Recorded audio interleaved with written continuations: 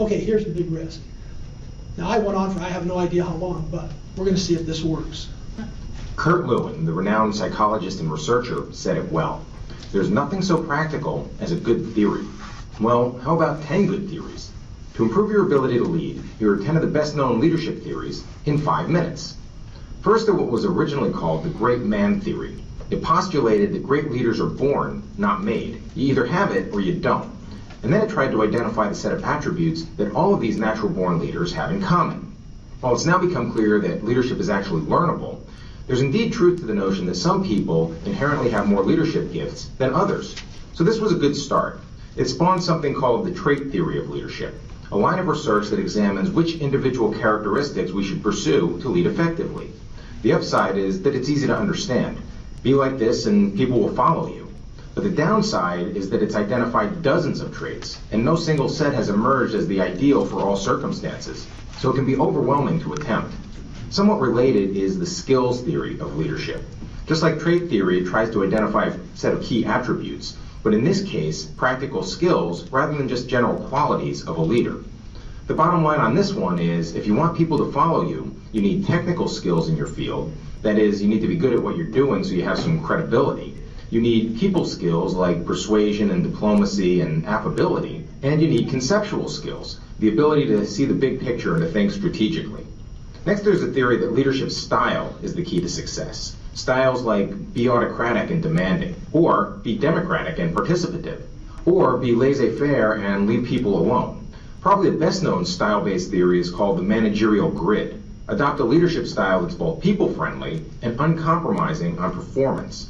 It's a solid foundation, but there's a bit more to leadership effectiveness. That's where these next couple theories came from. Situational leadership theory argues that there's no one-size-fits-all model. Certain traits and skills and styles fit better in one situation than another, so the leader must adapt. For example, coaching a high school boys team may imply a somewhat different approach than coaching high school girls. Same objectives and standards perhaps, but to get great results might require more of a disciplinarian for the boys, but a highly relational coach for the girls.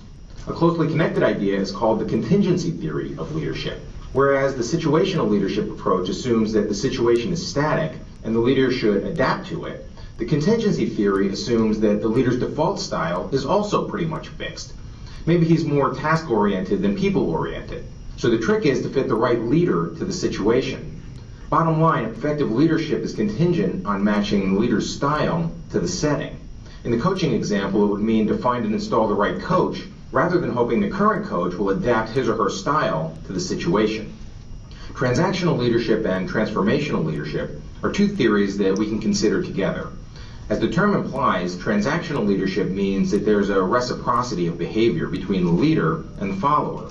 People will follow based on the incentives in place. So the leader's job is to find the right mix of rewards and punishments, and then closely monitor what's going on.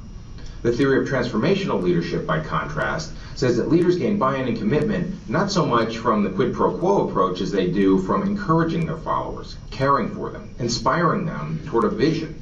In short, they get results by proactively transforming the environment and the relationships, cultivating followership, rather than paying for it or punishing non-compliance like the transactional leader does.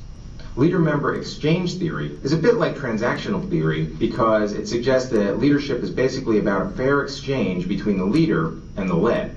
But it goes further to say that the exchange creates an in-group and an out-group with respect to the leader. And that, in turn, affects people's performance and willingness to stick around. In a way, it's just like being back in high school. There was the in crowd, and then there were the rest of us, and that can have some dysfunctional consequences. So the theory suggests that leaders may want to address their tendency to alienate people. And then there's servant leadership theory, which is kind of a blend between transformational and transactional leadership. Boiled down to its essentials, it says that if a leader makes a priority of identifying and meeting followers' needs, serving rather than being served, that leader creates an environment of trust and cooperation and reciprocal service, and ultimately, higher performance. It's been popularized in recent decades by many researchers, but it goes back a lot further than that. Much of Jesus' influence, for example, was and still is a result of compassion and service and sacrifice. People follow out of love and gratitude rather than out of compulsion or fear. All right, that's 10 of the major theories in leadership, and there are important truths in each. The better you know them, the better you're likely to lead.